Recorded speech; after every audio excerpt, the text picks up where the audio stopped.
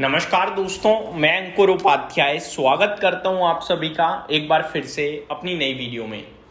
दोस्तों, news directly Iran से आ रही है, ऑफिशियल लेवल पे आ रही है। मैं आपको बताना चाहूँगा कि आज ना तूफानी तेजी देखी हम सभी ने एशियन मार्केट्स में, तूफानी तेजी हमने देखी अमेरिकन मार्केट्स में, देख रहे हैं, और यूरोप में भी हम तेजी देख रहे हैं। इनफैक्ट अमेरिका में कोई तूफानी तेजी नहीं है, अमेरिका में न्यूट्रल तेजी है, बस हरियाली में है, आप ये कह सकते हो। बट तेजी एक जगह और है जहां आपको हमें बिल्कुल पसंद नहीं आती है, वो है कच्चा तेल। कच्चा तेल दोस्तों करंट सिचुएशन में $90 बैरल्स के ऊपर निकल गया है। ठीक है, करीब 1.24% की तेजी देखने को मिल रही है आपको। तो ब्रेंट क्रूड हरे निशान में है, 1% से ज्यादा तेजी में है, $90 का साइकोलॉजिकल लेवल पार करके ट्रेड कर रहा है। और जो अपडेट आ रही है that is not good at all, खराब है। क्या है वो मैं आप सभी के साथ अब शेयर करना चाह रहा हूं। देखो, मार्केट नहीं गिर रहा है, दैट डजंट मीन कि जो न्यूज है that the news is not bad. News is bad, news का अपना एक एक्सपेक्ट है और वो खराब है भाई। मार्केट की अपनी एक छवि है जो इस समय ठीक दिख रही है, वो अच्छी बात है कि मार्केट अच्छा दिख रहा है, लेकिन प्रॉब्लम खड़ी है तो खड़ी है। अब मैं आप सभी के साथ शेयर करना चाहता हूं डिटेल्स क्या है इस समय। डिटेल ये आ रही है डायरेक्टली ईरान की तरफ से। ईरान ने क्लेम किया है कि ईरान की आईआरजीसी जो है, जो उनकी रेवोल्यूशनरी गार्ड कॉर्प्स जो हैं, उन्होंने बोला है कि उसने 2 ऑयल टैंकर्स को टारगेट किया जब वो स्ट्रेट ऑफ हॉर्मुज से यूएस मिलिट्री एस्कॉर्ट के साथ निकलने की कोशिश कर रहे थे। यानी 2 टैंकर्स थे, यूएस की मिलिट्री के साथ स्ट्रेट ऑफ हॉर्मुज पार करने की कोशिश कर रहे थे। तो ईरान ने उन्हें टारगेट किया। जब टारगेट किया तो वो मुड़ गए, वापस चले गए, नहीं आगे आए। और साथ ही साथ ईरान ने यह भी क्लेम किया है कि जब वो वापस गए तो उनके साथ साथ 4 टैंकर्स और यूटर्न मार गए, यानी 4 टैंकर्स और वापस चले गए। That means they are claiming that कि जो ऑयल टैंकर यूएस मिलिट्री के दम पर स्ट्रेट ऑफ हॉर्मुज क्रॉस करने की कोशिश कर रहे थे, उन्हें उन्होंने रोका और उन्हें देखा देखी में 4-5 टैंकर्स और वापस हुए। In fact they are trying to claim कि स्ट्रेट ऑफ हॉर्मुज हमारे अंडर है, और एक्चुअली में है। आगे, ईरान के स्टेट मीडिया प्रेस टीवी के हिसाब से अटैक के बाद 4 और ऑयल टैंकर्स वापस मुड़ गए, हॉर्मुज क्रॉस नहीं किया।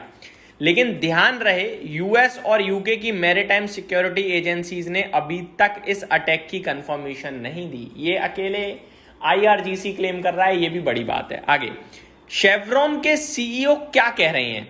शेवरॉन के सीईओ माइक विर्थ ने कहा है प्रॉब्लम सिर्फ स्ट्रेट ऑफ हॉर्मुज तक लिमिटेड नहीं है, रेड सी में भी ईरान बैक्ड हौतीज टैंकर्स पर अटैक कर रहे हैं। इस वजह से ऑयल सप्लाई और रिस्की हो गई है। ग्लोबल ऑयल इन्वेंट्रीज स्टॉक भी कम होते जा रहे हैं। अब देखो, मैंने कहा था ना लाल सागर फोकस में आ जाएगा है। अब देखो, इनके सीईओ जो हैं वो कह रहे हैं भाई ये, यानी सिचुएशन खराब हो रही है और जल्दी सॉल्यूशन नहीं निकला तो ऑयल सप्लाई पर प्रेशर पड़ सकता है। अच्छा, एक्सॉन सीईओ का क्या व्यू है। एक्सॉन के सीईओ का बयान क्या है। डैरन वुड्स जो कि हैं, उन्होंने कहा है हॉर्मुज स्ट्रेट को रीओपन होना ही पड़ेगा। मिडल ईस्ट का ऑयल दुनिया की इकोनॉमी के लिए बहुत इंपॉर्टेंट है। सिर्फ सवाल यह है कि कब खुलेगा, क्योंकि जब तक खुलेगा नहीं तब तक ऑयल प्रोडक्शन और एक्सपोर्ट्स नॉर्मल नहीं होंगे। ब्लैक सी में भी टेंशन है। यूक्रेन ने रशियन एनर्जी इंफ्रास्ट्रक्चर को टारगेट किया।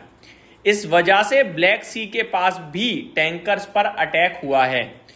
कजाकिस्तान के ऑयल एक्सपोर्ट्स भी रिस्क में आ गए हैं। मतलब एक ही टाइम पर मिडल ईस्ट प्लस ब्लैक सी दोनों ऑयल में, जो दोनों मेजर रूट्स हैं ऑयल सप्लाई के लिए, वो प्रेशर में हैं।